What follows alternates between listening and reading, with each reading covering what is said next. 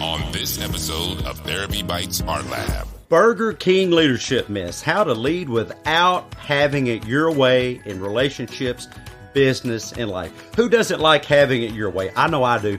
But a slogan that works for a burger joint isn't really the best model for most relationships, and certainly not for real life. Life ain't Burger King, folks, and who doesn't like Burger King? Today's episode is for those seeking direction in their life. Maybe for you, that's a pathway out of the distorted thought creating depression in your life. Maybe it's the stinking thinking that continues to fuel a hidden addiction, or maybe an addiction that's not so hidden after all. Maybe you're at your wit's end about your business, or maybe you're tangled up in marital tussles and blind to which way is up. Join us today as we listen to today's guest who has experienced what it means to lose seemingly everything, and that includes business to bankruptcy, family to divorce, and self-concept to the point of trying to even take his own life. We're going to fast forward from that dismal picture to our guest's present life after he learned to leap those hurdles, heal those hurts, and turn those boulders of life weighing him down into stepping stones across mountains of self-doubt and despair to become both a leader in his own life and a trainer of other leaders as well. Join us coming up next. Stay tuned following the interview for On the Couch and Off the Rocker, our special guest's psycho-silly analysis by Art Lab's own head cabbager, Dr. Ima Freudnot. Welcome to Therapy Bites Art Lab, where Dr. Heath and his special guests share real-life stories of helping and healing, fresh from the actual therapy couch, while taking a bite out of common counseling missteps and misconceptions. And now, here's Heath and the T-Ball team. Okay, guys, welcome back to another great episode of Therapy Bites Art Lab. And today we're going to talk about Burger King leadership myths, how to lead without. Guess what? You can lead without having it your way in relationships, business, and life. And we're going to talk about the necessary losses in life. And yes, some losses are necessary to move forward. Sometimes we have to lose things that are weighing us down in order to rise to the top. Finding north when everything else is going south, the mechanics of turning losses into successes, and learning to lead by sometimes, if not often, being last. Chip Nightingale is a pastor, an international conference and Bible teacher, entrepreneur, a leadership coach. He loves coaching sports and encouraging leaders through coaching in business and in the church. He currently serves as the director of advancement at Word of Life Fellowship. Chip lives in Hudson, Florida, with his lovely wife, Audrey, and a whole quadrangle of 4 amazing children. Stay in the stands at the end of the interview, T-Ballers, and witness our special guest slug a bite-sized brain ball with your name all over it, clean out of the art lab. Chip, welcome to the show today, and we look forward to hearing about your journey. When the chips were down, yeah, you see what I did there. When the chips were down, what are some things that you had to personally overcome to get where you are today? I would say probably the biggest thing I had to overcome was myself. On the chips are down, I think that is a great way of illustrating the reality that life doesn't always go the way you intend it to go. And unfortunately, most of the time, I was the issue, and I was the reason that life wasn't going the direction it was supposed to go. I was thinking about me. Yeah, I find that with lots of us. I think the human brain is not a bad thing. And by the way, we have a whole group of believers here this morning, and that's not just those listening to us. That's those in the art lab. Debbie here across from me, and Sarah and myself, we're believers since, well, at least for Debbie and I, we've been believers since the days of Noah. But it's good to have you on the air today. But I found that in my life that our engineer, our creator, actually put some programming up there where we do look out after ourselves. If you don't do that, you'll get hit by a city bus. But as in everything, moderation. And I think that we have to learn moderation in when to think of ourselves and when to put other people first.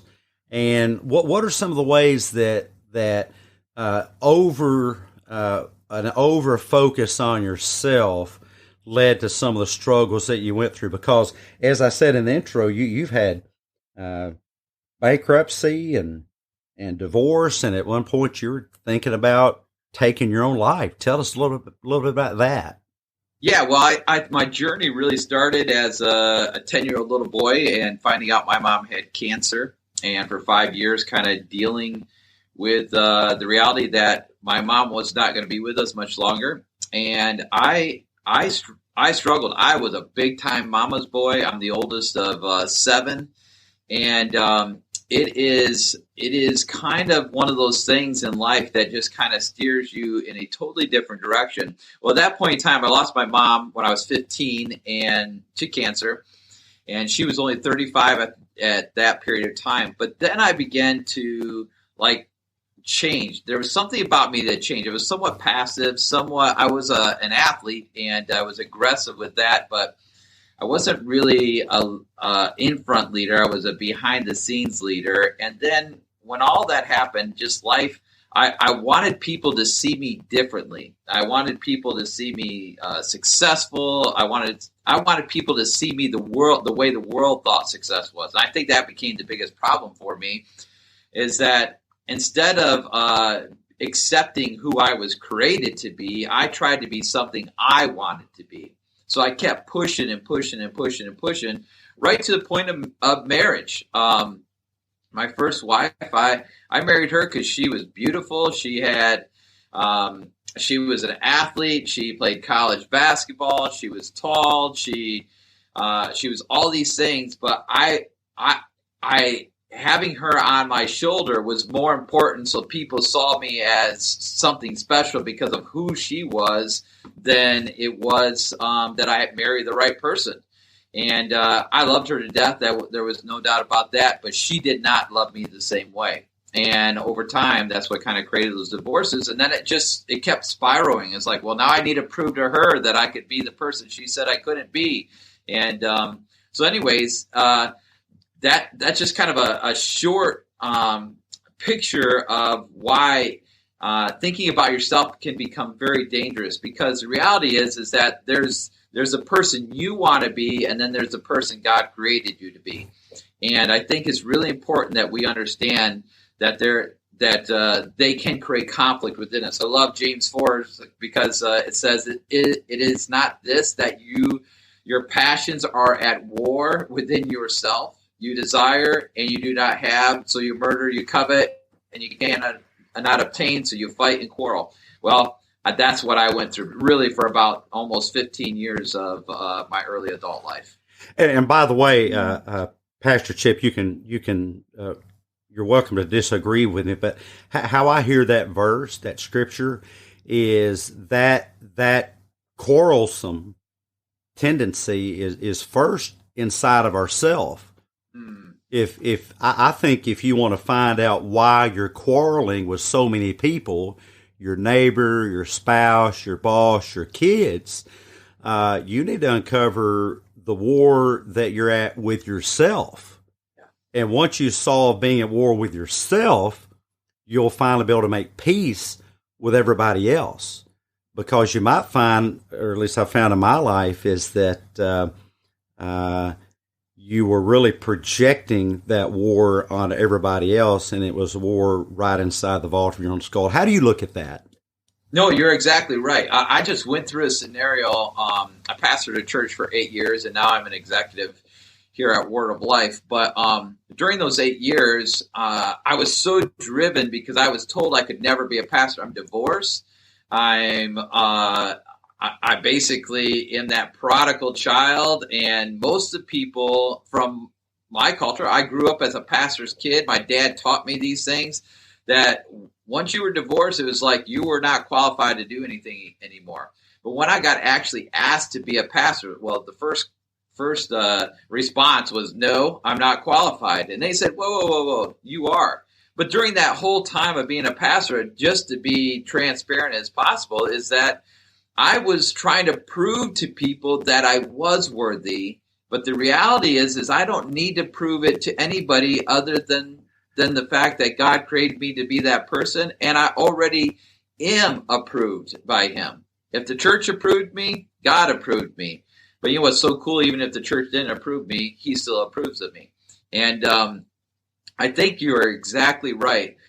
So at the end of spending this time, 8 years at the church grew from 70 to over 700 during my time there, and we ended up having about 6 pastors when I left, but then COVID hit, and I actually moved on. I didn't know COVID was going to hit. I moved on, but there was some conflict that had developed over the years because of the way I led, and didn't realize the church was struggling with some things about me. And I thought I left on great terms. We gave them a year notice. We walked through this together. You thought it was good, but there was some hurt from some conversations that took place that, frankly, I never even remembered. But once I realized there was hurt, I went to them and said, "Hey, I don't want us to feel this way about each other. What happened?" Well, I got to tell you, for 2 days, I listened to these guys tell me all the things that I had done to hurt them, and my natural tendency is to defend. Hey, they're wrong. But as I listened, I began to see things within my life in regards to how I treat my wife, how maybe I've treated my children, maybe how I've treated other people, and began to realize that even if I didn't say those things, I can give examples of where they were right. And it gave me opportunities to basically reflect on who I was, so that I could be to just ask them for forgiveness and move on. And it not only did it end up bringing healing to them, it brought tremendous healing and understanding within myself, which I thought was very important. Well, and for those of you listening, let me point out what Pastor Ship is talking about is perspective taking. It is one of the most unpopular things in our nation today. There's a whole avalanche of social media that is speaking out against perspective taking, literally standing in the pulpit of social media and preaching against perspective taking. And it sounds something like this. You have to live your truth, and you have to put yourself first, and you have to take care of yourself first, and you have to get these toxic people out of your life, and you have to get these manipulators out of your life, and you have to get these gaslighters out of your life. By the way, each of those three, you guys understand, having listened to us, are high-value targets because psychologically, the whole toxicity, manipulating, controlling, gaslighting thing is really just pseudo-psychological Kool-Aid drinking nonsense. But all of this is preaching against perspective taking. And listen up. If you want to sabotage your relationships, here's the secret to sabotaging your relationships. Don't do what Chip just said to do. Don't take someone else's perspective. It's dangerous to you. It'll kill you. Except it won't. One of the most valuable things that I found, and I'm still working at it, this summer, my wife and I will have been together for 40 years. Yep, that's 4 decades. As I mentioned Noah earlier, he was the minister at our wedding, Pastor Noah. But is every day wake up and seek to take that other person's perspective. There's no such thing as your truth, my truth, their truth. Truth is greater than that. You're talking, when you hear people throw about the word truth, I guess that's little t truth, not big T truth. But little t truth is really just another name for perspective. Big T truth, that's something else. Take your spouse's perspective. Hey, here's a tip for your parents. Imagine this. Try slowing down, shutting your mouth, and taking your child's perspective. My son said to me one time, Dad, I know you don't know, I know you think I don't know how to do this stuff, but I really do. And what a paradigm shift for me. And now he was 8 years old at the time, but that was a lesson to Dad. Hey, you need to take this child's perspective. And we can all take our, well, maybe neighbor's perspective, love your neighbors yourself.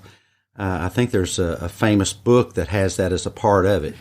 What book is that? I forget sometimes. But Chip is talking about perspective taking. And I think that the reason psychologically we're engineered for that is we think that often if we take someone else's perspective, we're somehow at risk or in danger.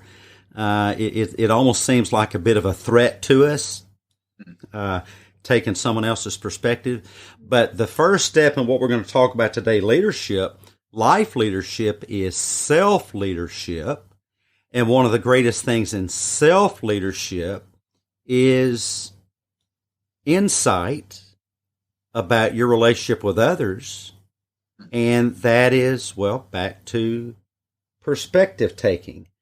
Let's put some salsa on Chip today. And yeah, no, I'm full of them today, right? Salsa on our Chip. Chip, what really drew you to pastoring after all these personal struggles? What was it that led you to think that you had something to give back and something to teach others who were struggling with some of the similar things that you struggled with? Well, that's a great question. Just to be transparent, I did not want to be a pastor. I'm a builder by trade. I'm a contractor by trade. I didn't want to be a pastor. Gosh, there's another famous guy who I think his dad was a carpenter, right? Yeah, absolutely. And that was after Noah, so you might be able to. Yeah, I think a couple thousand years after Noah. You're younger than me, though. Yeah, exactly. One of the things I began to realize is that I am who God wants me to be. And interesting enough, I was working in ministry. I had lost my business. You had shared a little bit about that. And God used that as an opportunity to kind of push me into ministry. And it was the first time I was actually working with Word of Life. They asked me to come and start a volunteer program. And so in 2007, we moved up to Schroon Lake, New York. It's cold. It's freezing. It's not the greatest place in the world to live. Beautiful in the summer, but it is awful the rest of the year. And but we thought for sure that God had called us there forever. Well, about 5 years in, I was doing a men's conference with my good buddy Mike Bush, and we had what we called the Word of Life Lodge. It was a hotel, and so we had all these men that were there, and Crawford Loritz was the main speaker that was there. And part of my story is I had a daughter with my first wife. So my daughter lived in Michigan while I was still in New York. I would travel back every 6 weeks to see her. But when Crawford started speaking, the very first session on that Friday night, he talked about the importance of dads being in their daughters' lives, especially when they're teenagers, and that dads needed to date their daughters or their daughters were going to date someone else, and bad things could start to happen. Well, even though I thought I was going to be at Word of Life forever, I realized at that moment I needed to move back home. And I ultimately was coming back home to be a builder because that's what I knew how to do, that I had relationships still in Michigan. From before I moved to New York, I knew I could get the jobs right away. But the church that I was at, that was my sending church that sent me to Word of Life, they needed a pastor, and they heard I was moving back, and they said, "Would you be interested?" And I said, "Absolutely not. I'm not qualified. I have a business degree. I don't have a seminary degree." And they said, "Well, we know your heart. We've seen what God has done in your life in the last 5 years, and we think you are. So why don't you put your name in here and we'll decide. We'll let God decide through our people." And so my next step was, well, I'm going to give them a 10-page paper of all the things they have to change in order for me to be their pastor, thinking that was enough for them to go, "Yep, we don't want anything to do with this guy." And but they kept going through the process. And there came July 1st, 2012. They we had our service where they voted on us as their pastor, and sure enough, I have no idea how, but they voted us in. I asked them by how much did I get in. They wouldn't even tell me. It was that close. They didn't even want to tell me. But I knew the next week because basically 25% of the church had left. And it was heartbreaking. It was one of the craziest things. But I had two older guys, two men in their 80s, and they're still alive today. Love these men more than you can even imagine. They're both almost 90 years old. Maybe one of them's a little bit older than 90 now. And they looked at me and said, "Hey, you know that 10-page paper? Let's just rip off the Band-Aid and start over. We believe you're the man God wants here at our church, and to take us to the next step." And but here's the thing. Even though they gave me that confidence, I became so driven to make a name where people didn't say I was not worthy to be a pastor anymore, that I lost sight of the real reason why you're a pastor. And the reason that you become a pastor is because you love people.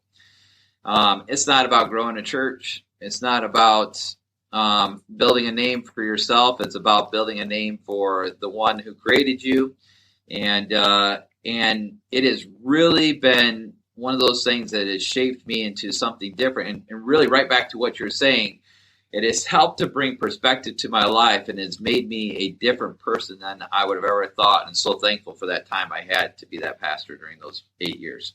Well, and I think that you said it, I'll say it a tad differently, that it's about service, that instead of serving yourself and making a name, you're serving something greater than yourself, which is this organism called a church. And that's what I find people struggle with in relationships. They want to put themselves first, and really they should wake up every day asking, how can I best serve my relationship? Instead of getting out of bed, folks, and saying, hey, how can I get my needs met? And by the way, you're probably not talking about your needs anyway. Here's what you need as a human. You need food, water, clothing, and shelter. Period. That's it. A need is something that if you don't have it, you die. Period. Is getting your way nice? Yeah, but you don't need to get your way because you won't die without getting your way. This is a family-friendly show, but I'll say the SEX sex word. I get a lot of men, they'll say they have a need for sex. Listen, guys, you don't have a need for sex. You will never die from a sex deficiency. Poor Joe, he passed away. Goodness, if we could have only gotten his wife to have more sex with him, we could have saved his life. Well, that's just freaking ridiculous. There's no, in all due respect to Freud, there's no sexual need, although, yeah, I get it. I'm a hot-blooded American male, but there's no need for that. Instead of getting up focusing on your needs as a spouse, focus on the needs of the relationship. The relationship is the organism that you should be fueling with good, healthy, psychological nutrition. The organism that Pastor Chip is that are fueled is his church, the relationships in that church, not about getting his way. And I was just listening to, and gosh, I wish I could remember his name. He is such a great speaker. No offense to you Protestants out there, but he's Catholic. Father Mike, he's fairly famous. Ascension Press puts out, I'm not a affiliate, by the way, we don't get anything out of this, but they put out this Bible in a year, and I just love listening to Father Mike. He's going through Genesis. I'm a little bit late on the uptake here. We're supposed to already be past Genesis, but I got started late. But he reading the book of Genesis, he talks about Adam and Eve and, you know, the tree of knowledge and all that. And if you boil that down, that was about them trying to meet something that they thought, a cognitive distortion that they needed. And then, well, we all see how that turned out. Some of the worst things in the world are by something that you think you need. Just look at the war in Ukraine. That's, I guess, Putin thinks he needs Ukraine. Goodness, Russia isn't that big enough. I mean, when is enough enough? One of my favorite quotes, and I'll get back to Chip and life leadership and all that, is someone asked, I think it was Malcolm Forbes Sr. one time, I think he was a billionaire at the time. How much more money do you think that do you want? And he said, just one more dollar. And when you seek to get your needs met, your needs, which really aren't needs at all, it's just a bottomless pit. Nothing is ever enough. There is no food that's ever enough, no money that's ever enough, no amount of getting your way that's ever enough, no amount of sex that's ever enough. It is a bottomless pit. Instead of focusing on what you want, focus on how you can serve. Well, and you were, Chip, you were talking about, leadership within the church, and I would imagine it's no easy task to be a pastor or a leader in a church. There's a lot of conflict that may come up. But what do you think, now that you've learned so much, what kind of unique approach do you take now to pastoring that you might want to share with other pastors to kind of help them along their way? For full show notes and transcript of today's episode, go to therapybites.podbean.com.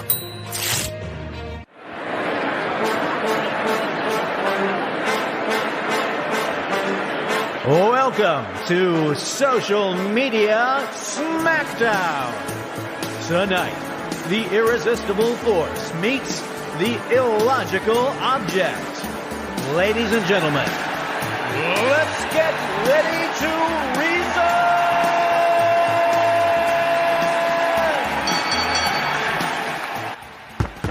Hey, T-Ballers, Doc Heath here with Social Media Smackdown, related to a account that posts so much pseudo-psychological mumbo-jumbo, I just can't keep up. This one is on birthday depression. Birthday depression, the post says, what people think versus what's actually happening.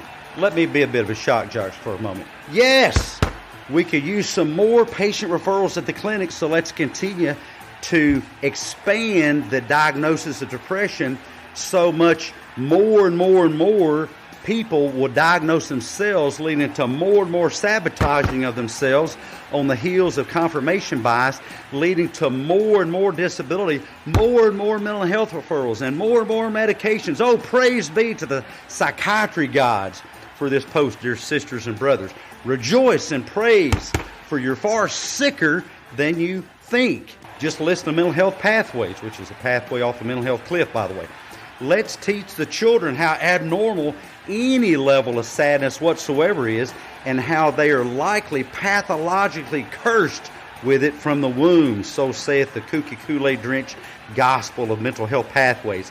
A pathway for you and your children and their children's children to the third, fourth generations. Amen and holy freaking crap. Dearly over-pathologized brethren and sister, and I just made that last word up on the fly, don't listen to this social media swill. There's no such thing as birthday depression. Might you feel sad? Yes, you're a human. We all feel sad. Just because you don't have the emotions you prefer doesn't mean you have a pathology. And telling yourself you do is a sure way off a psychomalagical cliff. Gives posts like this the old 1-2 punch. Doc Heath out. What a slobber knocker! The winner by Psychological Smackdown, Doc Heath! No pronouns were harmed during the production of this podcast. You're listening to Therapy Bites Art Lab, bite-sized therapy for your brain with Dr. Heath and the T-Ball team. The best advice on the net. No copay required. Individual psychological concepts are very different animals from one another. And while they are often readily observable in the wild, the Therapy Bites Art Lab Zoo affords us a unique opportunity to study them in a safe and controlled environment. Welcome to the Therapy Bites Art Lab Creature Feature. Oh, good heavens!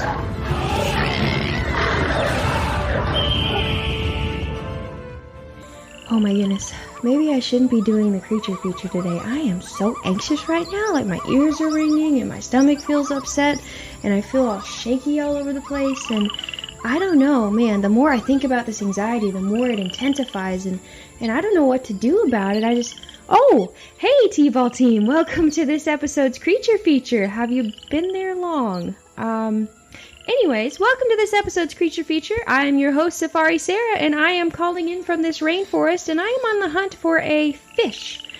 A gray herring, to be specific.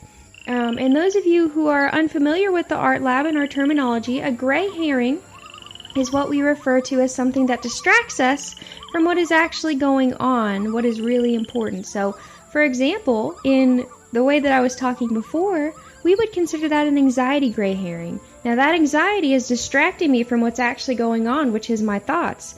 So if I were to think about, okay, what am I telling myself about this creature feature? Maybe I am thinking, well, what if it isn't good enough? Well, what if I don't pronounce words correctly? What if I don't say the things right? What if I do like what I just did and I mess up what I'm saying? Okay, so if that does happen, first of all, I don't know if that's going to happen. Is it going to ruin what I'm doing? No, absolutely not. It can be a wonderful teaching moment. So when you notice that you have some anxiety, don't focus on the anxiety, dear listener. Focus on your thoughts. Those are what's important. And use Artie's accurate, realistic thoughts to help you get through the day. Thank you so much for joining me on this Creature Feature, T-Ballers, and I hope you enjoy the rest of the episode. That went a lot better than I thought it was going to go. Thank you for joining us for the Therapy Bites Art Lab Creature Feature. Live the art life. Become a T-Ball Teammate Inner Circle supporter on Patreon at patreon.com/therapybites. Here's Heath and the T-Ball team. Oh, that's a great question. And one of the things that I'm probably more passionate about than anything else, it's we've got to stop getting in our way when it comes to leading.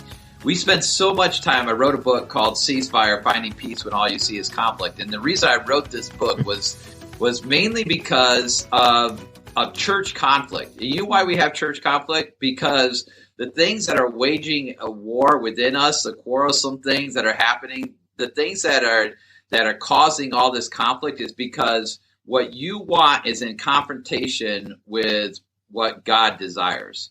Our wants don't matter. It's what God desired that matters. And all of our decisions, if it's outside of the Bible, because to me, the Bible is black and white. Whether, people can disagree with me all you want to, but for me, I'm a black and white guy. The Bible is black and white. So when I preach, it's black and white. There's no middle ground. So, but when it comes to, let's say, the color of the carpet, there's going to be 10 people making a decision on that. I'm telling you right now, there's going to be 10 different opinions, and we're just not going to. Yes. Yep. Sounds like you've been in church a while. So eliminate those things. Why do we even let people vote on that stuff? And politics. Why do we get involved with politics? All it does is create a conflict within our church because it's at war against what we desire over what's reality. The carpet doesn't matter. The paint color doesn't matter. What matters is what's being taught and that we love God and that we love people. Those are the two main things that matter. But for whatever reason, we make it so much more complicated than that. I think it's interesting. I've been seeing a lot of posts on Twitter recently about, God never created the church to have voting and members and all these types of things. And I in some aspects I absolutely agree. I agree with them. And the reason I agree with them is because we don't vote on things that are biblical. We are voting on things that are worldly. And all we do is basically create an environment where we're focusing about arguing about the things within this world instead of being focused on making decisions on what's best to take care of the needy and the sick and the hungry and the people that are hurting that are right wherever our church is at. Man, if we could just eliminate that stuff, it'd be great. And the reason we even have it is because our government said, in order for you to be a nonprofit, you need to function as your own government. So you're going to function like our government does. Well, we know how well that works. Our governments don't function well at all. But for whatever reason, we think the church is going to function differently by functioning like our government. It does not work that way. God actually gives us the instructions on how to deal with those things and the things to stay focused on. But unfortunately, we get focused on the wrong things. When we started eliminating some of those things within our church, it was amazing. People didn't come in and go, "Oh my goodness, when are we going to change the carpet?" They came in going, "Oh my goodness, I can't believe all the changes that are happening here. I wonder when that took place. So who voted on that? When did we decide on that? Where'd that money come from?" And all that kind of stuff. And it became more about, man, this is exciting because look what God is doing. And instead of it being a conflict about what we want or what we don't want. And I think something that people tend to get caught up on is the church is not the building. The church is the people. You know, nowhere in the Bible does it say that you have to meet in a certain building that looks a certain way.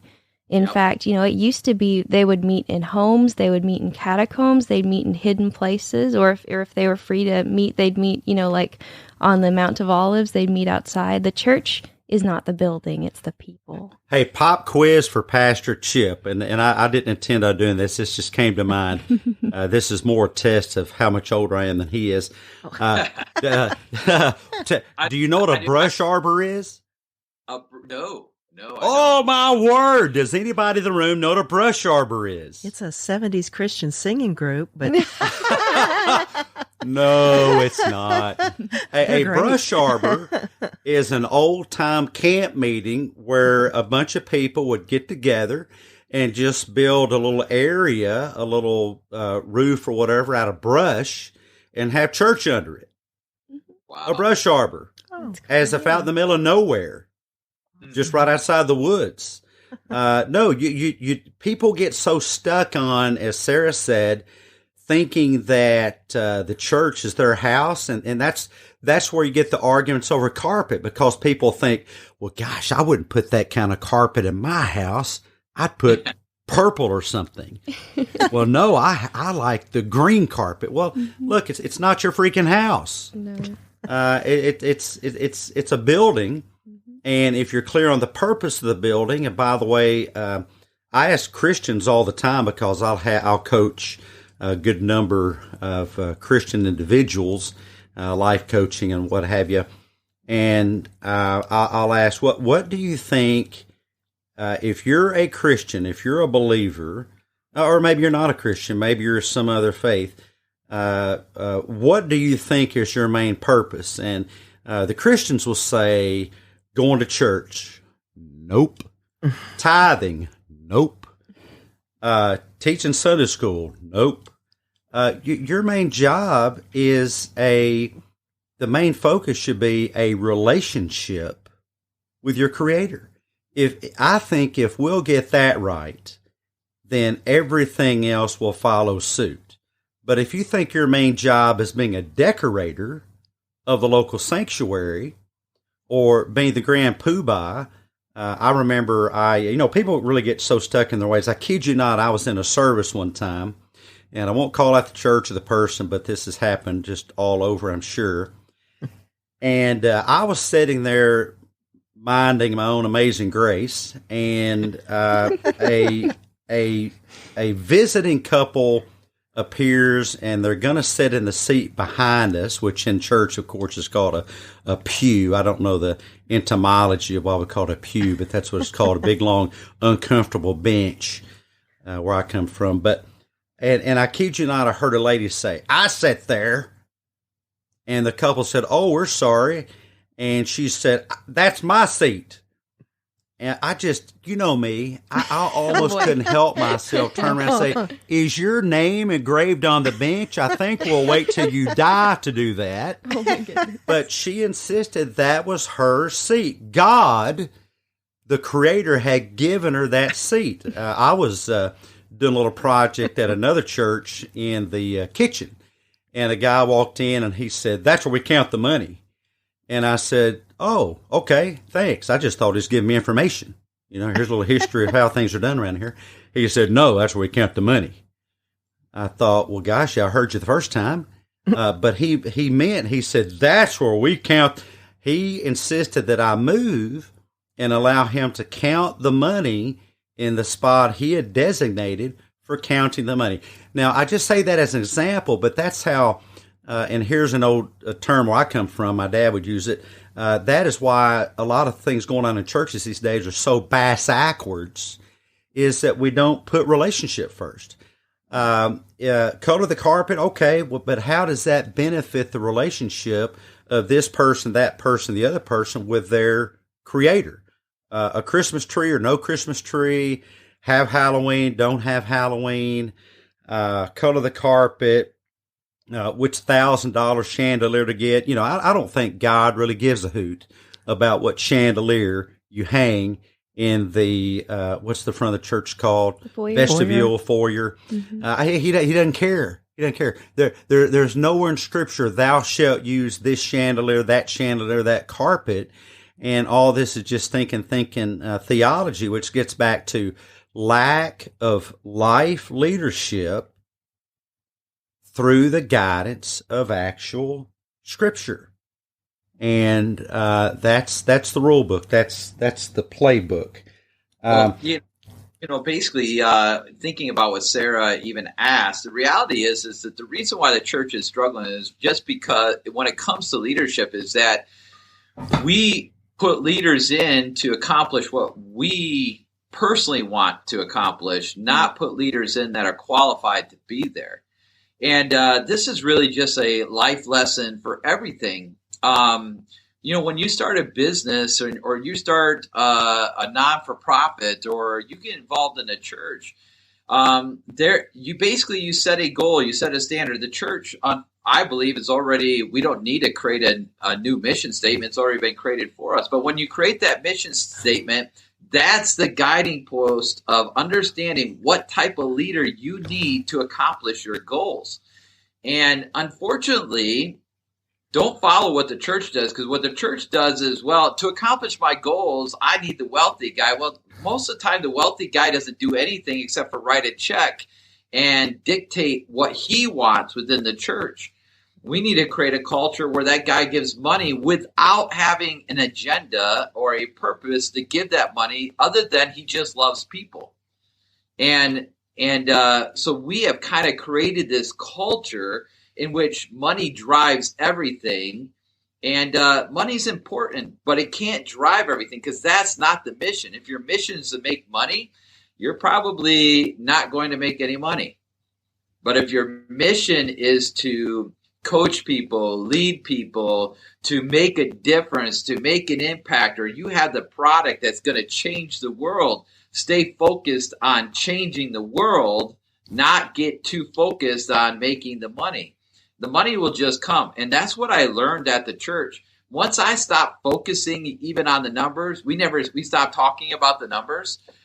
Our church just exploded because we were just doing what we were told to do based on what we felt God was telling us to do.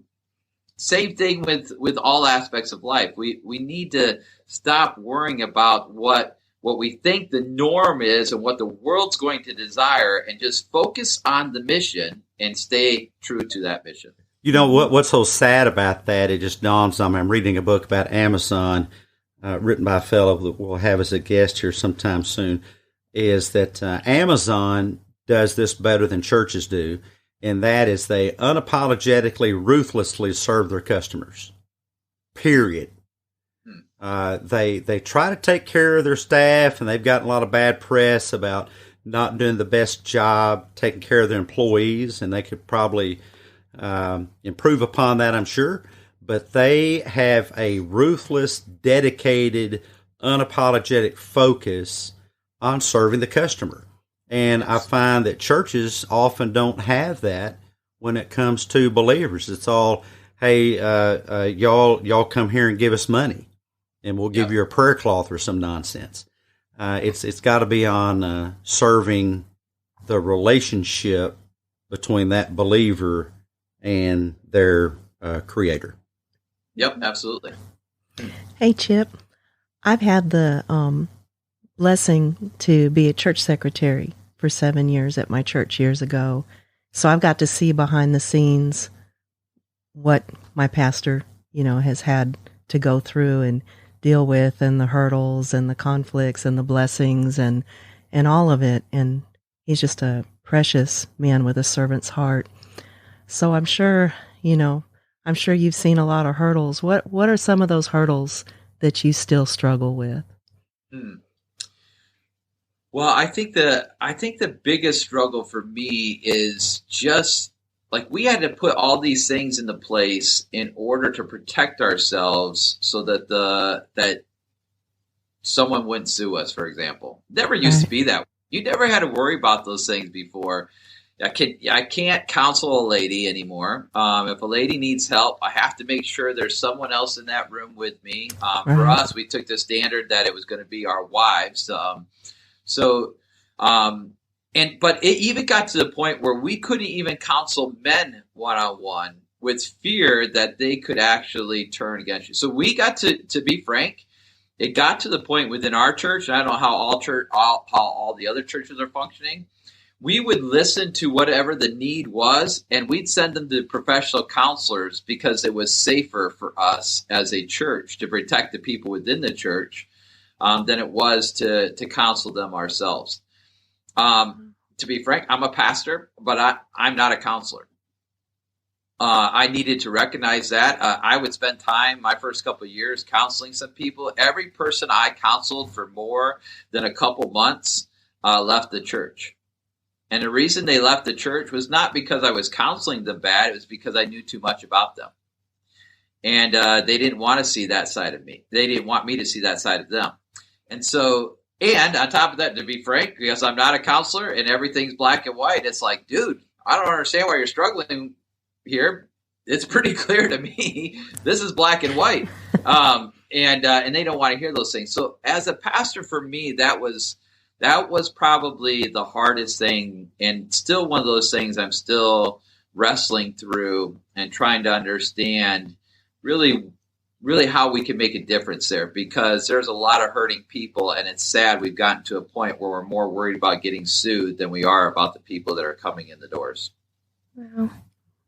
And that kind of brings up, we've been talking a lot about leadership. What do you think are some of the most common weaknesses in leadership today, whether it's with, parents within the home or with pastors or even with, elected officials? No, I think we're not developing leaders. I think it's actually our fault. We don't take the time. We're so focused on everything else because developing leaders takes time. It doesn't just happen overnight. It takes time. It takes a lot of energy. It takes a lot of investment. Many of them are just going to walk away. Look at Jesus. I mean, he had 5,000 people following him around, but when it got hard, there was still only 12 left. And he was willing to invest in every single one of them. If they're not willing to follow Jesus, man, it's that much harder for us pastors. But it doesn't mean that we're not supposed to keep doing that. One of the things we developed at our church that I became a huge asset to it, and it's still a huge asset to them today, is that I decided that in order for me to develop other leaders, I didn't need to be the person up front every Sunday.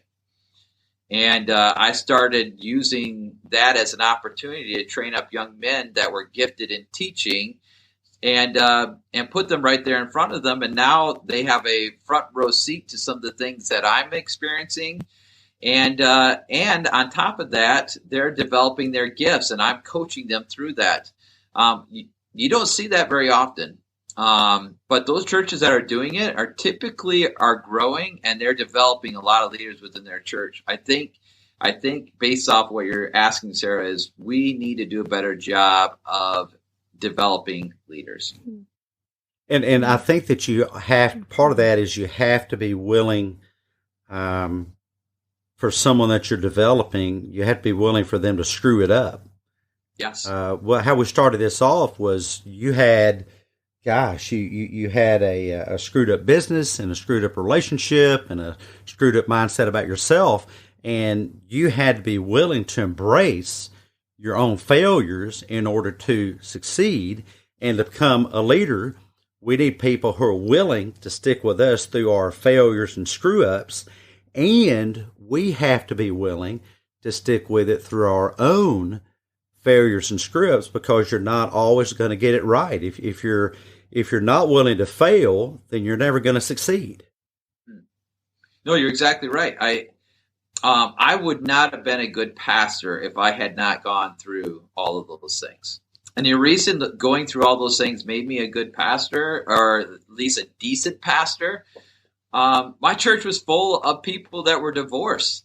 In fact, we had divorcees because they had the same kids going to the same school, and they had gotten remarried. That both those couples were now coming to the church and figuring out how to get along with each other, and because their kids were coming to church, it was the greatest thing ever.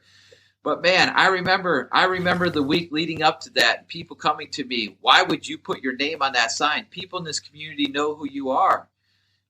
They know you're divorced. They remember you as an athlete, your arrogance, your all those types of things. And I mean, it ate me alive until finally God said, well, Chip, is it your church or is it my church? Whose name should be on it? Yep. Mm-hmm. And I was like, oh, right. I never put my name on that sign. Because I didn't want people to believe it was my church. It doesn't have anything to do with me. If I'm not showing them Christ, then guess what? Then I'm not doing my job anyways, and it becomes my church. And I wanted to see, and I even said to our board, they never did this. I said, we need to put Pastor Jesus Christ and just let him be the leader of our church. And when they got the new sign, they just never put pastor on there. There was nothing on there that ever, and they still today, that's the way it is. But I think that's an important lesson for leaders. Whose name is on that door? Really, it's the name that we're proclaiming, and or the mission that we're proclaiming. So I think that's an important understanding of really going through some conflict and learning from it.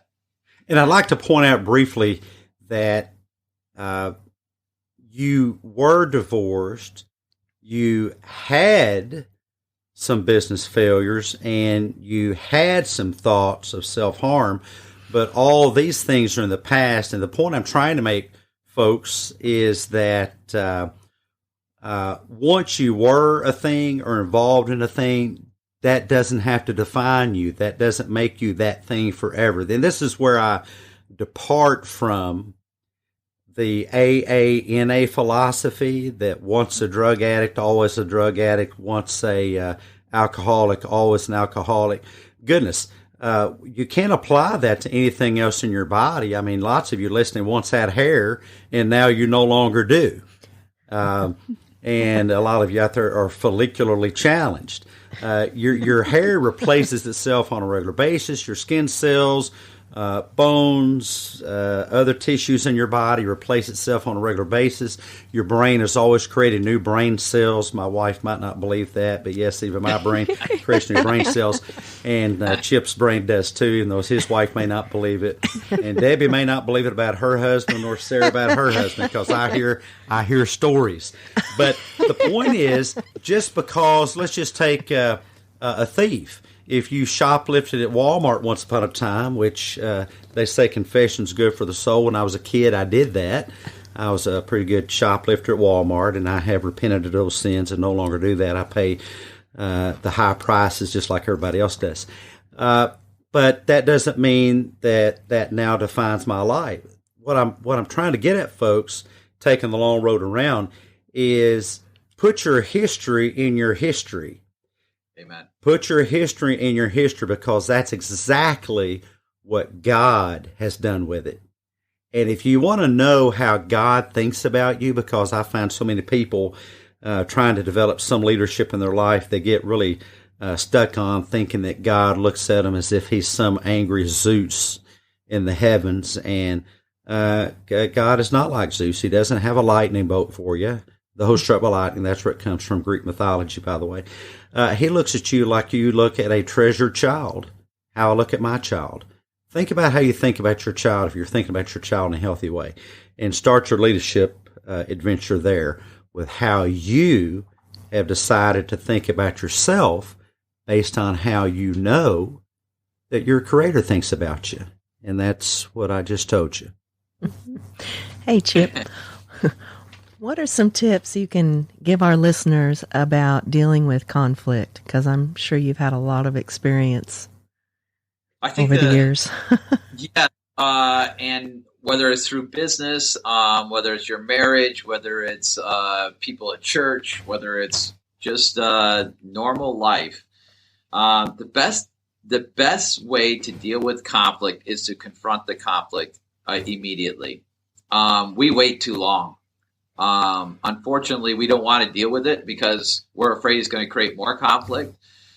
Sometimes it does. But if people truly love you and appreciate you the way they should, we actually don't have a choice. Biblically, we don't have a choice. So for Christians, I'm telling you right now, you don't have a choice. But interesting enough, the church doesn't handle conflict biblically. The world handles it more biblical than we do. In fact, we have human resource departments that help you to deal with conflict, to come to places of resolve within those conflicts. But for whatever reason, we struggle with this within the churches.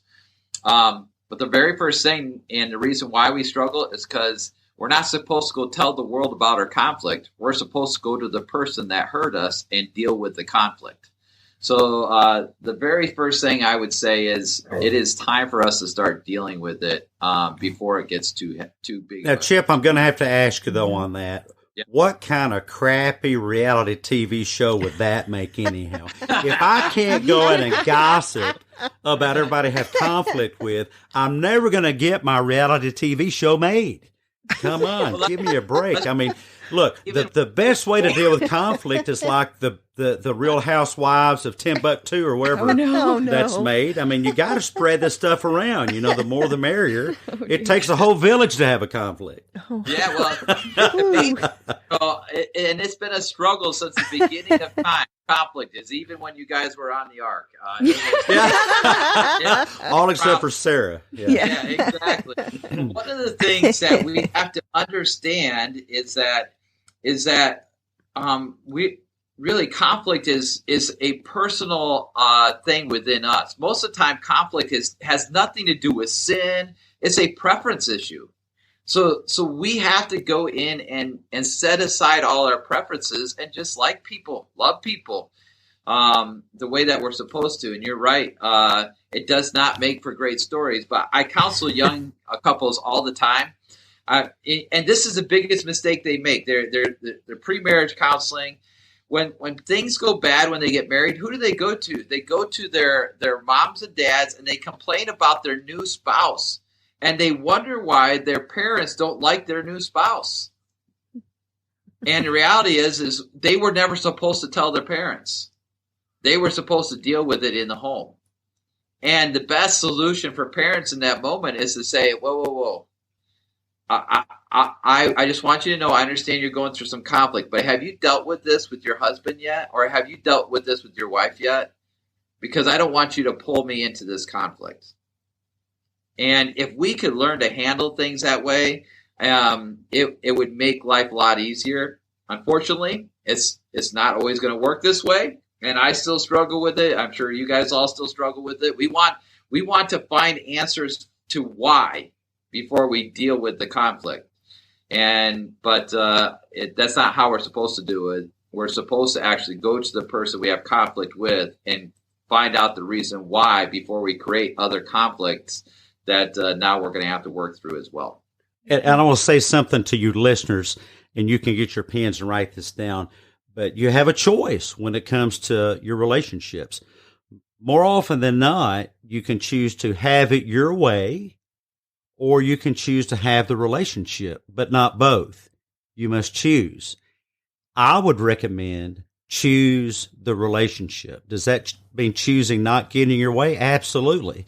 But you'll never regret that when you're 70, 80, 90 years old. And I've been at the bedside of folks who are 70, 80, 90 years old, and they've never regretted not getting in their way in favor of the relationship. And one more thing, here's a good way to start out such a conversation.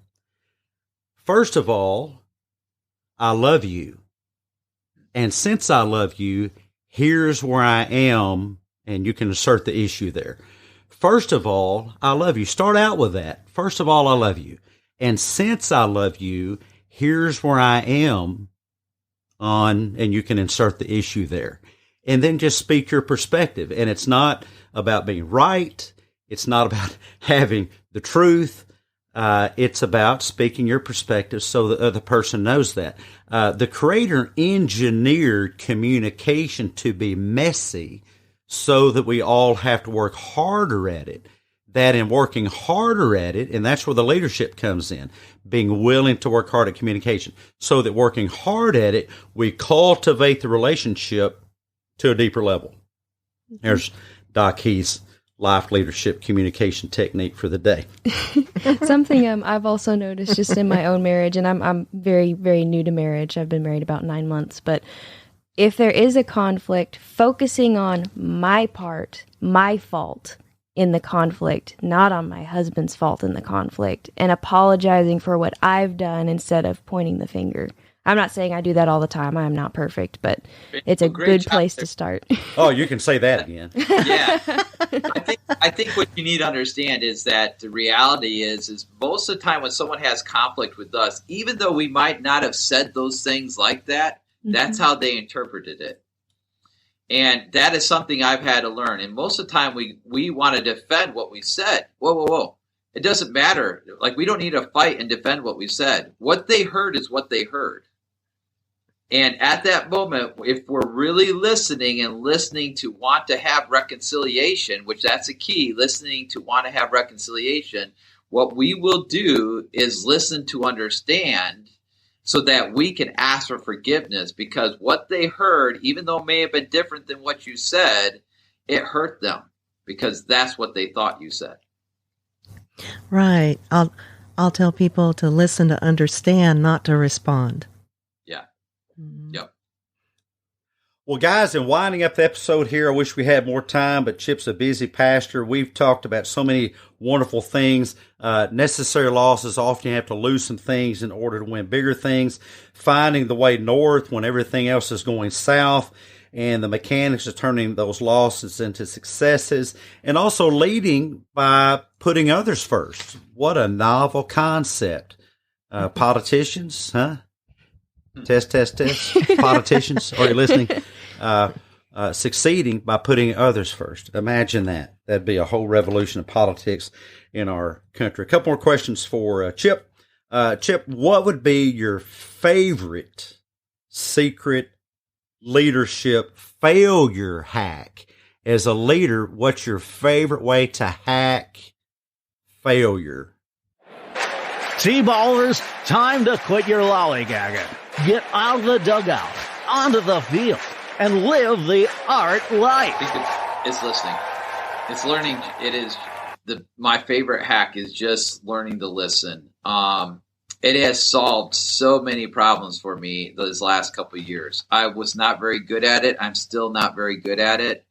But each time when I have taken the approach to listen to understand the conflict, it has helped me to be able to really kind of work through it. But also the person that is approaching me about the conflict, you can see how their emotions come to a place where the friction has gone away. Well, because you're no longer presenting yourself as a threat to them, and people often think that disagreement is a threat, and that's a great way to overcome that. It also brings to mind, and you guys can fact check me on this, I think it's Stephen Covey's habit number 5, seek first to understand before being understood. You guys want more information from Pastor Chip, you can go to chipnightingale.com. That's chipnightingale.com. That's his website where people can grow with him and learn to lead together. You'll find a link to his podcast, Yes, You Can Lead. It's a podcast about life and leadership lessons from everyday life. And there's also a link to his book, Ceasefire, a book about how to handle conflict. And lastly, we're going to go deep into the dark recesses of the therapy couch or beneath the therapy couch and pop a question on Chip that he did not expect. We journey now with Doc Heath as he submerges with our special guest into the depths beneath the dark recesses of the therapy couch. And we'll pull out Pastor Chip's question for the day. Okay, here we go.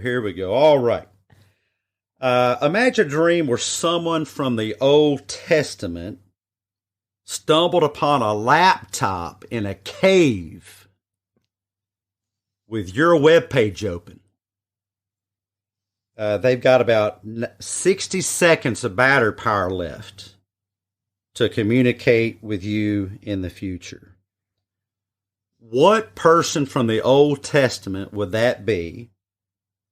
And knowing that you only had 60 seconds, what would be the top tip that you would share with them, knowing what you know about that person? Who is it? What tip would you share with them? I think it would be David, and he's my favorite character in the Bible. And it would be really how to handle conflicts better. Yeah, that'd be good. His family ultimately was a mess. And the reason he was a mess was because he may have been a great leader politically and a great leader as a soldier, but he was an awful leader as a dad.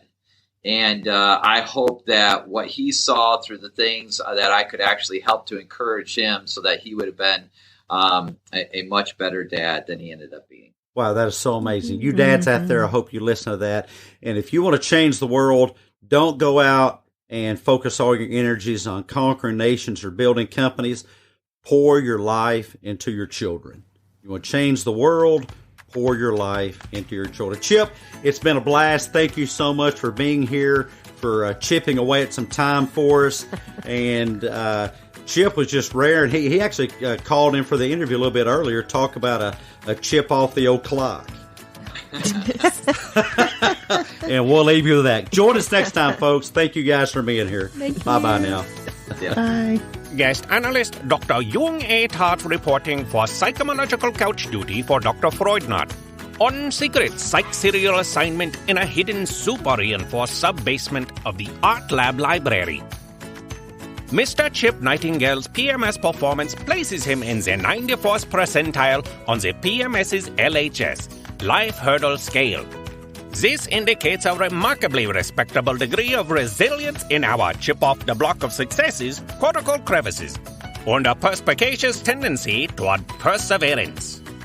Overall, Chip Nightingale's PMS's psychosillymetric assessment results present a picture of an individual highly capable of herculously overcoming hurdles, and who exponentiates these resilient implicit motivational impulses by superlatively sharing his spiritually rejuvenating secrets of success. This supernatural soul likely has a fascinatingly favorable prognosis in the near future until these motivic features of his psyche have been psychomologically analyzed and exorcised. It is my considered conclusion that Mr. Chip Nightingale be prescribed no less than a 419 milligram IS intracellular dose of Overcomedol and a 2300 milligram EC extratripular dose of northostatin to curtail compasitis-related cognitions. Dr. Jung A.R.T., guest Shrinkstigator, Therapy Bites Art Lab. Grab some of this episode's guest merchandise, specially designed to help keep this episode's message top of mind in your life. Don't forget friends and family members who could use an Art Lab mental boost too. Just go to therapybites.myshopify.com. Hey, T-Ballers, thanks so much for being with us today. If we brought value to your day, show us some love by leaving your positive feedback and inviting some friends to listen in and join the T-Ball team. Next time on Therapy Bites Art Lab. Roman's Road to Resilience, the psychology of survival. Think you're tough, interested in being tough, know what tough even means? Is tough even something that's important in our overburgered melted cheese society? Something tough you're going through and you could use some advice from someone who's made it through some serious storms of life themselves? Well, buckle up and get ready. Imagine picking up right now all the belongings you can carry and moving to a strange land nearly 6,000 miles away. Our guest did. For most Americans, this is a land of plenty. You might even say it's a land flowing with milk and honey. When's the last time you met a starving person anyway, or had a bomb fall on your roof? We Americans have grown fat and lazy on that milk and honey diet. We have a serious deficiency of vitamin R, and that stands for resilience. You may think you struggle to survive, but you've not met our Roman friend. He's here today to tell us about how you can fortify your mental diet with some nutritious resilience. Our special guest today has been a father to 30-plus children. And no, he's not that 7-foot-tall philandering NBA basketball guy. He's actually has had connections with the Secret Service. They wanted to know why he had all those kids. No, I'm just kidding. Join us today in Therapy Bites Art Lab for The Roman's Road to Resilience, the Psychology of Survival, coming up next. Government legal gobbledygook. Therapy Bites is not intended as a diagnostic or as an alternative to professional clinical treatment. Resources and advice are for information and entertainment purposes only. Brought to you by someone saying things you don't like? Tape that nagging loudmouth shut. Government-approved speech tape. Gas tape. Now available at your local hardware store. Therapy Bites Art Lab is not an approved, endorsed, authorized, butt-kissing affiliate of the United States Special Offense Assessment Police. SOAP for short. Warning. Consumption of Therapy Bites Art Lab content by Kool-Aid drinking, stinking, thinking, social media, pseudo-psychological pushing, wacky woke, anti-free speech, mumbo-jumbo advocates may cause spontaneous internal skull combustion, stomach discomfort, and or laxative effects. Allergy warning. Therapy Bites is manufactured in a facility that challenges nutty distortions, processes nuggets of accurate, realistic thinking, and life-affirming beliefs. This is the audio version of the legal fine print. Why are you still listening to this when you can catch the next great episode of Therapy Bites Art Lab with a good friend or family member? Really? Are you still there? This is getting silly. Move on to the next psychologically thrilling episode of the best advice on the net. No copay required. Me eat copay. Yeah, with Dr. Heath and the T-Ball team. Go ahead, don't be podgoraphobic. Scoot, scoot, scoot. On to the next episode.